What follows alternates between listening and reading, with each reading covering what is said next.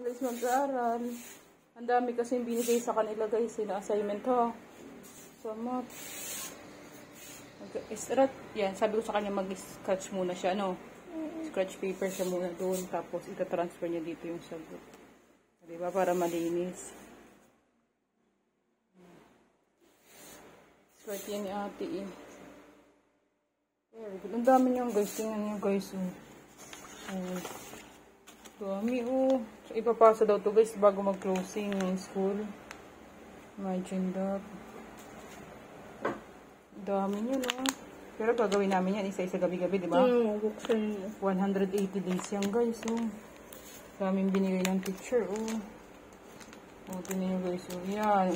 Una-una may addition of similar fraction. O, tingnan nyo guys.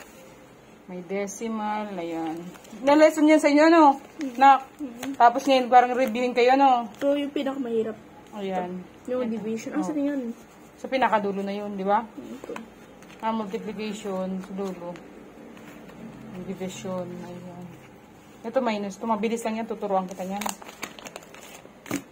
Pag hindi mo naintindihan, turuan ka ni mama, di ba? Para matuto ka. Ano lang naman yun, nak? Ipa-practice lang naman kayo, di ba? Re-review lang ano? I-refresh lang. Tumit ko yan.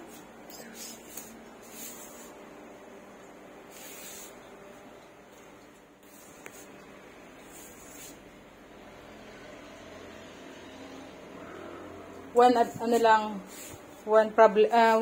set per day, anak. Ay, kagabi hindi mo natapos yung isa, no?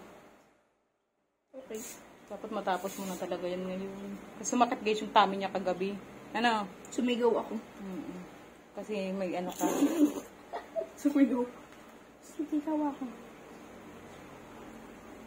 4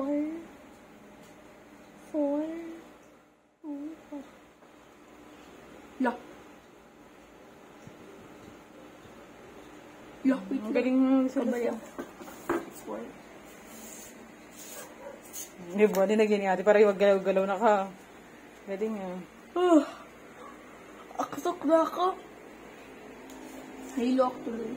Ayan. Inom ka ng tubig. Pag naantok man, discard niya. No! Hindi Water. ko kailangan ng tubig. Bolo ko. Mag-ano na ako. Sampay na ako ng nilabang ko. Okay. Sabush.